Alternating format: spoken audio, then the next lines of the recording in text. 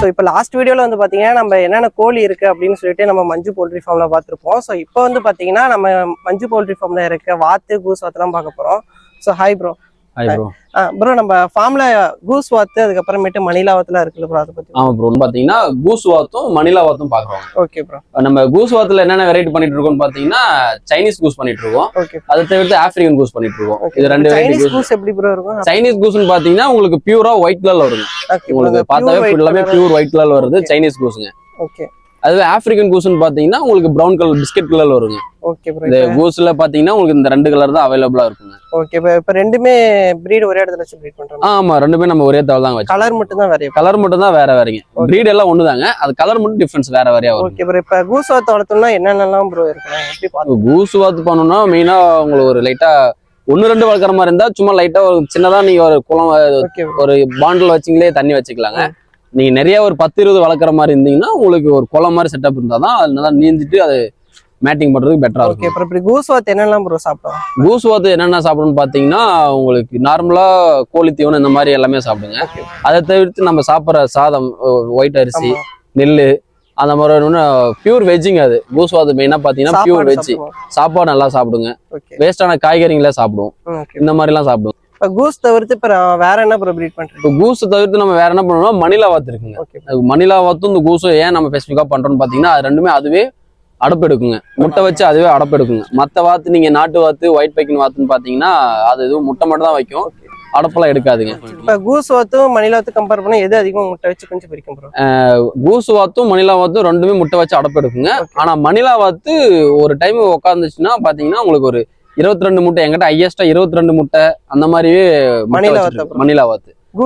Goose வாத்துனா உங்களுக்கு ஒரு time வந்து ஒரு 12 முட்டை, 9 முட்டை, 7 முட்டை, இந்த மாதிரி தான். நம்ம எந்த அளவுக்கு ஃபீடு நம்ம ரேஷியோ கொடுக்குறோங்களோ அதுக்கு தகுந்த மாதிரி அது முட்டை வருங்க. இது பிரீட் ஆகிறதுக்கு ஏதாவது ஸ்பெசிஃபிக்கா சீசன் இருக்கா ப்ரோ? இந்த சீசன் இருக்குங்க. இப்போ கூஸ்ன்னு பாத்தீங்கன்னா உங்களுக்கு இயர்லி 2 டைம்ஸ் தான் உங்களுக்கு முட்டை வைக்கும். முட்டை வைக்குங்க. அது எந்தெந்த டைம்னு பாத்தீங்கன்னா மழை சீசன் தான். இந்த ரெயின் அதிகமா எப்போ பெய்யுதோ கூலிங்கா இருக்கிற டைமிங்ல மட்டும்தான் அது பிரீட் ஆகுங்க. இப்ப பாத்தீங்கன்னா இந்த பிப்ரவரி இதுல பாத்தீங்கன்னா நவம்பருங்களா, நவம்பர்ல இதாகுங்க, பிரீட் ஆகுங்க. இதை தவிர்த்து இன்னும் ஒரு 1 or 2 மந்த் கழிச்சு இந்த மார்ச், மே இந்த மாதிரி டைம்ல உங்களுக்கு பிரீட் ஆக ஸ்டார்ட் ஆகும். Okay bro. எத்தனை நாள் வந்து அந்த சிக்கை காப்பாத்தி வளர்த்திட்டு திரும்பி அடுத்த பிரீடிங் போகும்? இது முட்டை வச்சு உங்களுக்கு ஒரு 31 நாள் 32 நாள் வந்து முட்டை குஞ்சு பொரிக்குங்க பார்த்து. ஓகேங்களா? நார்மல் நீங்க நாட்டுக்கோழி இந்த மாதிரி முட்டைன்னா பாத்தீங்கன்னா 21 days ஆகுங்க. வான்கோழின்னா 28 days ஆகுங்க.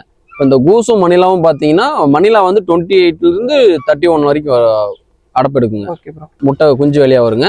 கூசுனும் போது 32 days கம்ப்ளீட்டா ஆகுங்க. ஓகே. இப்போ கோழிக்கெல்லாம் நிறைய நோய் வருது ப்ரோ. இப்போ வாத்து மணிலா வாத்துக்கெல்லாம் எப்படி ப்ரோ நோய் தடுப்பு ஏதாவது இருக்கு? இப்போ இது வரைக்கும் நான் ஒரு 7 years பண்ணிட்டு இருக்கேங்க.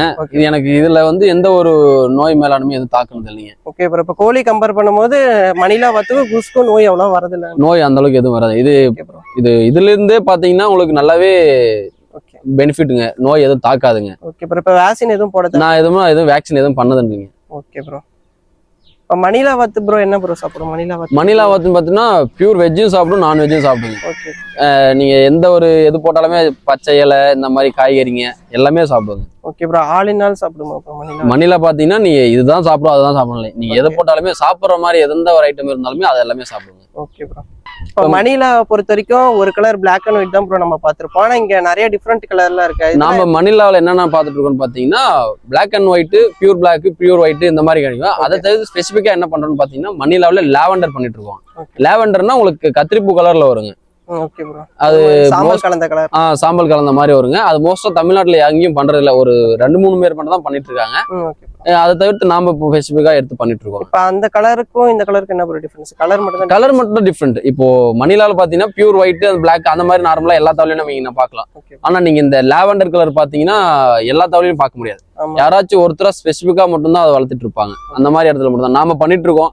இதை தவிர்த்து நாமக்கல் ஒருத்தர் பண்ணிட்டு இருக்காரு. அந்த மாதிரி ஒவ்வொரு ஏரியால ஒருத்தர் ஒரு சில மட்டும் தான் பண்ணிட்டு இருக்காங்க. டக்கு வந்து எப்படி ப்ரோ டிரான்ஸ்போர்ட் ஃபெசிலிட்டிஸ் எல்லாமே நம்ம பண்ணி தந்துடலாம்? டிரான்ஸ்போர்ட் நம்ம எல்லாமே பண்றோம். டைரக்டா வந்து இங்கே பர்ச்சேஸ் பண்றவங்களுக்கும் பண்ணி தருவாங்க, வந்து எடுக்கணும் எடுத்துக்கலாம். அதை தவிர்த்து நீங்க டிரான்ஸ்போர்ட் நீங்க வெளியில சென்னையில இருந்து கன்னியாகுமரில இருந்து கேட்கற மாதிரி இருந்தா பஸ் மூலமா டிரான்ஸ்போர்ட் பண்ணிட்டு இருக்கோம். அதை தவிர்த்து நம்ம ட்ரெயின் மூலியமாவும் பண்ணிட்டு இருக்கோம். Okay bro. இப்போ கோழி வளர்த்துறவங்க கூட சேர்த்து இதுவும் வளர்த்தலாமா இல்ல? இது வளர்த்தலாங்க. நீங்க சும்மா சின்னதா இடமா இருந்தாலுமே அழகா போட்டு வளர்த்தலாங்க. சோத்து பொறுத்த வரைக்கும் காட்டுல வாழ்ற பறவைங்க மாதிரி எங்கேயோ போய் புதர்ல தான் முட்டை வைக்கும்னு கேள்விப்பட்டிருக்கேன். இப்ப நம்ம வீட்டுல எப்படி ப்ரோ எல்லாமே ஒரே இடத்துல முட்டை வைக்கும்? நம்ம வந்து ஃபுல்லா ஃபென்சிங் போட்டிருக்கோம், முள்வேலி போட்டிருக்கோம். அதனால அதுக்கு வந்து நம்ம ஒரு டயர் வச்சு, இந்த கார் டயர் இருக்குல்ல, கார் டயர்ல பில்ல வச்சு அது அந்த மாதிரி வச்சு நம்ம செட்டப் பண்ணி கொடுத்துருவோம்.